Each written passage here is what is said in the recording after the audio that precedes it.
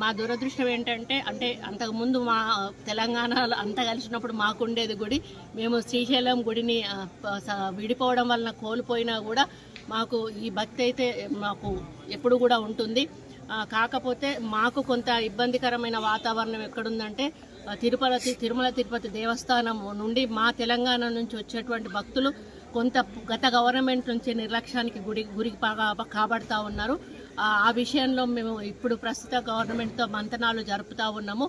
గతంలో తెలుగుదేశం ప్రభుత్వం ఉన్నప్పుడు అధికారంలో ఉన్నప్పుడు ఏ విధంగా అయితే కొన్ని పద్ధతులు నియమాలు పాటించేవాళ్ళు అదే పద్ధతిలో మా ప్రభుత్వానికి కూడా వారు ఇవ్వాలని వారికి మేము రిప్రజెంటేషన్ కూడా ఇవ్వడం జరిగింది.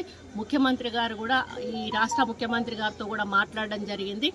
వారు కూడా ఒక పాజిటివ్ వేలో మేమందరం కూడా చర్చించుకొని మొన్ననే వాళ్ళ కమిటీ కూడా వేయడం జరిగింది. కాబట్టి కమిటీలో నిర్ణయించుకొని మరి తెలంగాణకు నుంచి అధిక భక్తులు వస్తారు, అధిక రాబడి కూడా వస్తుంది.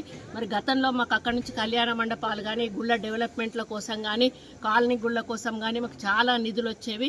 మరి అదేవిధంగా మళ్ళీ అక్కడి నుంచి మాకు నిధులు రావాలని కూడా వారిని కోరుతూ, ఎందుకంటే తెలంగాణలో చాలా గుళ్ళు ఎక్కువగా ఉన్నాయి, మరి ప్రాచీనమైనటువంటి గుళ్ళు కూడా చాలా ఎక్కువగా ఉన్నాయి. కళ్యాణ మండపాలు గ్రామాన కూడా అడుగుతూ ఉన్నారు.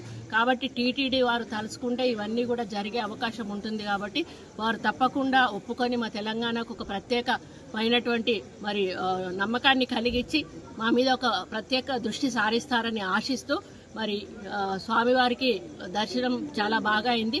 మళ్ళీ వారు మమ్మల్ని త్వరలోనే రప్పించుకొచ్చారని ఆశిస్తూ సెలవు తీసుకుంటారు.